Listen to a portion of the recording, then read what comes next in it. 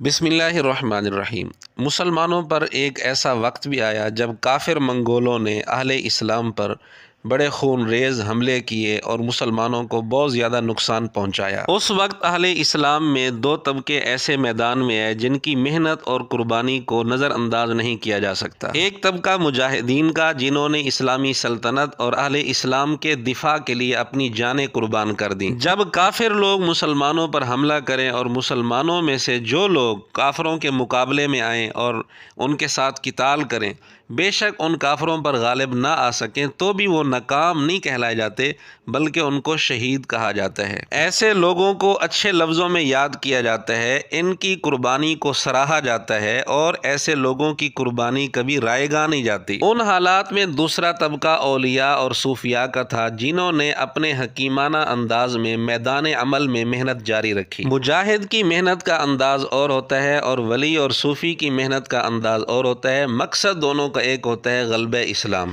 اس لیے دونوں طبقے اپنی جگہ اہمیت کے حامل ہیں، لیکن ان دونوں طبقوں میں سے کسی بھی فرد کا کوئی کام شریعت کے خلاف ہو تو اس کی تائید تو نہیں کی جائے گی، لیکن اس کا یہ بھی مطلب نہیں کہ ان دونوں طبقوں کی یا ان میں سے کسی کی اہمیت کا انکار کیا جائے۔ جن دنوں میں منگولوں کے حملے جاری تھے، انہی دنوں میں اولیاء نے جو محنت کی، اس کا ایک نمونہ آپ کے سامنے پیش کرنا مقصود ہے۔ حافظ ذہبی رحمۃ اللہ علیہ، جن کا تذکرہ مرزا جیلمی بھی اہمیت کے ساتھ اکثر کرتا رہتا ہے، ان کی کتاب ہے سیر اعلام النبلاء۔ اس کتاب میں سے آپ کے سامنے ایک شخصیت کا تعارف پیش کرنا مقصود ہے، جیسے اندازہ ہو جائے گا کہ ان حالات میں اولیاء نے کتنی محنت کی تھی اور اس کا نتیجہ کیا نکلا تھا۔ ایک مشہور محدث اور ولی اور صوفی گزرے ہیں، باخرزی۔ حافظ ذہبی لکھتے ہیں کہ وہ امام تھے، رہنما تھے، خراساں کے شیخ تھے۔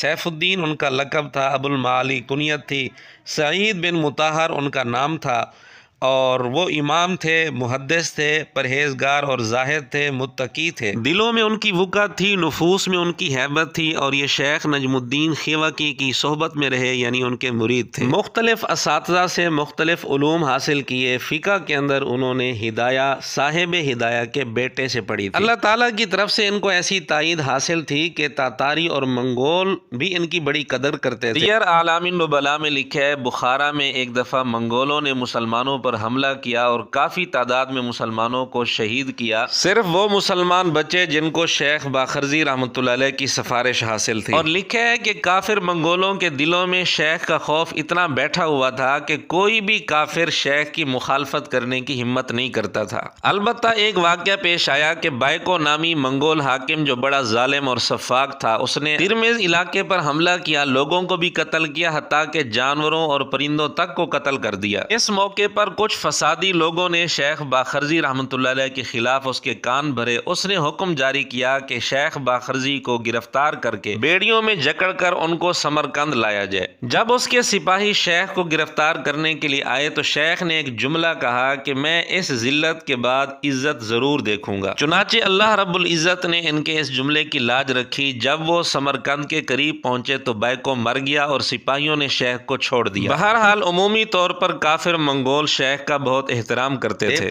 اور وہ ان کو الوغ شیخ یعنی شیخ کبیر کے نام سے پہچانتے تھے۔ ہلاکو بھی اسی نام سے ان کو پہچانتا تھا، یعنی جب تاتاریوں کے ہاں ان کا تذکرہ ہوتا تھا تو ان کو الوغ شیخ یعنی شیخ کبیر کہا جاتا تھا، بہت بڑے شیخ۔ اور آگے لکھتے ہیں کہ برکہ خان نے شیخ کی طرف ایک قاصد بھیجا تاکہ شیخ سے اس کے لیے اسلام کا عہد لیں۔ یوں قاصد بھیج کر شیخ باخرزی رحمۃ اللہ علیہ کے ہاتھ پر برکہ خان نے اسلام قبول کر لیا۔ اور آگے یہ لکھا ہے کہ برکہ خان کا جو بھائی تھا باتو، وہ بڑا ظالم تھا، کافر تھا، اور بہت سارے علاقوں پر غلبہ پا چکا تھا۔